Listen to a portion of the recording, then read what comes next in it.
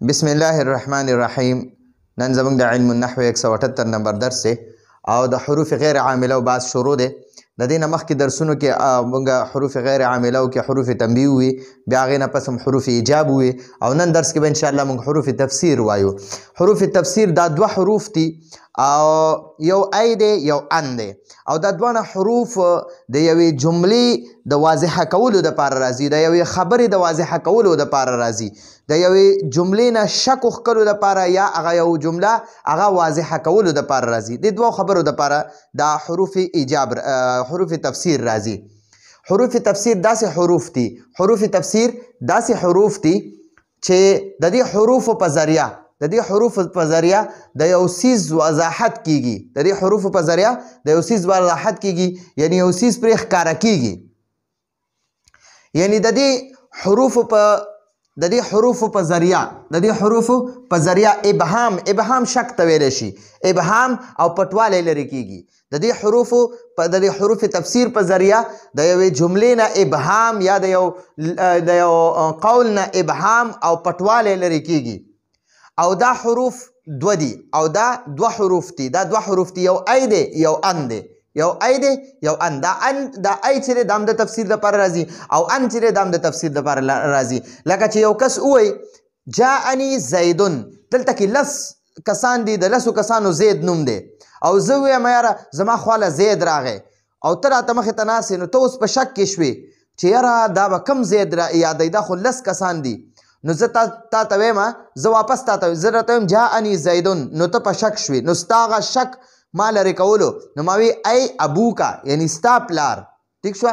نو دا ای ما د تفسیر دپاره ووي چې د دې جاءني زیدون نه باندې ستا شک شو، نو ما هغه ستا شک لرې کولو دپاره ووي چې یعنی ای ابوکا، یعنی ستا پلار.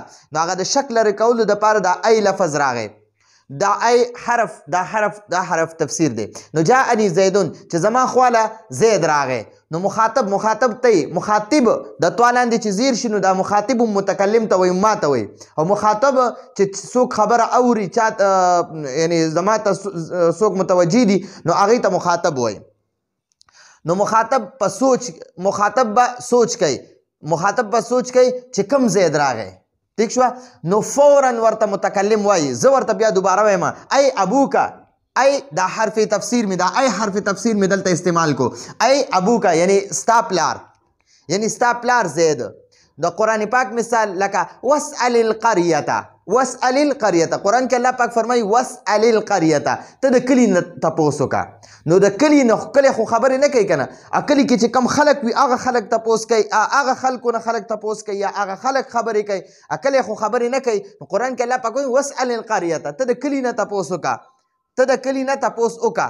ای اهل القریة، ای د ای حرف چې دی که نه د دې واسأل القریة تفسیر وکړو، د دې تفسیر وکړو، دا یې واضحه که چې واسأل القریة نه څه مراد دی. نو ای اهل القریة یعنی د کلي والا خلکو نه تپوس وکړه، د کلیوالو نه تپوس وکړه.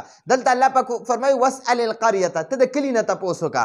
نو د ای چې دی د دې واسأل القریة هغه تفسیر وکړو چې ای اهل القریة چې د کلیوالو خلکو نه تپوس وکړه، یعنی کلیوالو نه تپوس وکړه.